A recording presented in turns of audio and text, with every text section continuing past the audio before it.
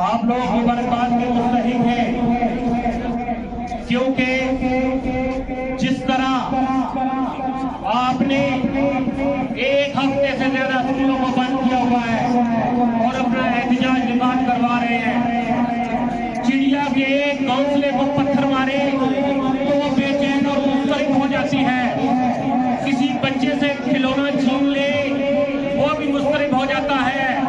ہم سے ہمارے سکول چھینے گئے، ہم سے ہمارے بچوں کی تعلیم چھینی گئی، ہم مضطرب ہیں، ہم بے چین ہیں، ہمارے دل رو رہے ہیں۔ اے ایمان مقتدر، دیکھو ہمارے دل رو رہے ہیں۔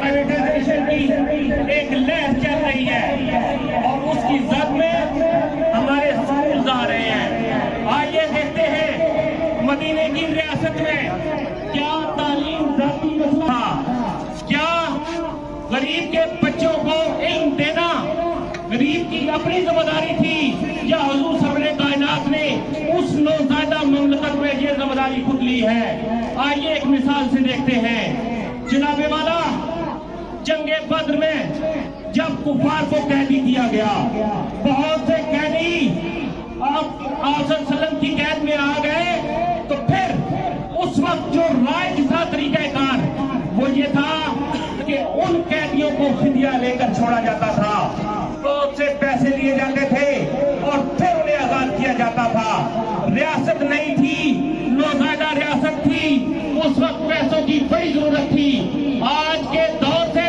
زیادہ ضرورت تھی پرائیویٹائزیشن کی، آج کے دور سے زیادہ ضرورت تھی اس ریاست کو پیسوں کی، لیکن اس وقت بھی سرور کائنات صلی اللہ علیہ وسلم نے ان کفار قیدیوں کو پیسے لے کے رہا نہیں کیا۔ وہاں پہ عمومی جو قاعدہ تھا، عمومی جو قانون تھا وہ بدل کے رکھ دیا اور وہ فدیے والا قانون بدل کر ایک نیا قانون دیا کہ جو قیدی فدیہ نہیں دے سکتے وہ ہمارے 10 بچوں کو پڑھنا اور لکھنا سکھا دے اور آزادی لے لے۔ مجھے یہ بتائیں کہ اس نوزائیدہ جو ریاست تھی اس کو پیسوں کی زیادہ ضرورت تھی، اس کی اکانومی زیادہ کمزور تھی یا آج کی ایک اسٹیبلش ملک جو 70 سالوں سے بنا ہوا ہے اس کی معیشت کو زیادہ ضرورت ہے پرائیویٹائزیشن کی؟ سامعین کرام، اب دوسری بات، اگر کسی بھائی کے ذہن میں یہ وہم آئے کہ نہیں وہ تو قرآن کی تعلیم تھی، وہ تو نماز کی تعلیم تھی، تو یہاں پہ ڈکلیئر کرتا چلوں کہ کیا ان کفار نے ہمارے بچوں کو، مسلمانوں کے بچوں کو قرآن پڑھانا تھا؟ نہیں۔ کیا انہوں نے نماز پڑھانی تھی؟ نہیں۔ تو پھر کیا پڑھانا تھا؟ یہی لکھنا سکھانا تھا، پڑھنا سکھانا تھا، یہی دنیاوی تعلیم تھی جس کے لیے قاعدے اور قانون بدلے۔ اس مثال سے یہ چیز اے حکمرانوں واضح ہوتی ہے کہ یہ تعلیم دینا تمہاری ڈیوٹی ہے، اور ان بچوں کا استحصال جو آپ لوگ پرائیویٹائزیشن کے نام پر کر رہے ہو، غریب کے منہ سے نوالا کو پہلے چھین چکے ہو، کیا اب اس سے آپ تعلیم بھی چھیننا چاہتے ہیں؟ کیا یہ وہی کلچر تو نہیں آ رہا جاگیرداری والا جس میں ہم چھوٹے ہوتے تھے تو ٹی وی اور ڈراموں میں دیکھتے تھے کہ پنڈ کا چودھری اپنے گاؤں کے بچوں کو تعلیم حاصل نہیں کرنے دے رہا، پنڈ کا چودھری اپنے گاؤں میں سکول نہیں بننے دے رہا؟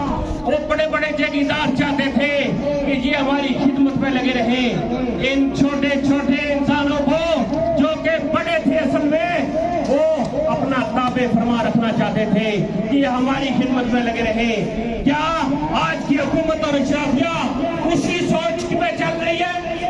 کیا آج وہی فریم آف مائنڈ چل رہا ہے، وہی مینٹیلٹی چل رہی ہے؟ تو میں حکمرانوں تمہیں بتاتا چلوں آج 2023 ہے اور آپ کا مقابلہ اس پنڈ کے چودھری کی طرح گاؤں کے ان پڑھ لوگوں سے نہیں ہے بلکہ موسٹ ایجوکیٹڈ طبقے سے ہے، یعنی اساتذہ کرام سے۔ ہم لوگ انشاءاللہ عزیز اپنے تئیں ہر کوشش کریں گے اس پرائیویٹائزیشن کو روکنے کی، اس استحصال کو روکنے کی۔ آپ لوگ حسین کے انکار کی طرح ڈٹ گئے ہیں، میں آپ کو مبارکباد پیش کرتا ہوں۔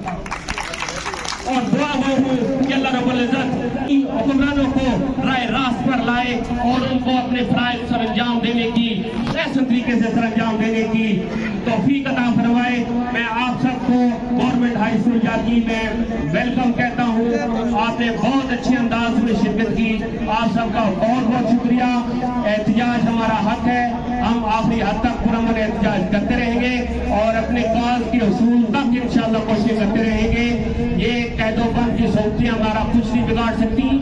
معلمین ان کو کہتے ہیں کہ یہ پیغمبرانہ پیشہ ہے تو بہت سے پیغمبروں نے بھی جیلیں کاٹی ہیں. حضرت یوسف علیہ السلام نے بھی جیلیں کاٹی ہیں. حضور سرور کائنات نے بھی ابھی تعلق میں سوشل بائیکاٹ کے لحاظ سے دنیا سے کٹ کے گزارا کیا.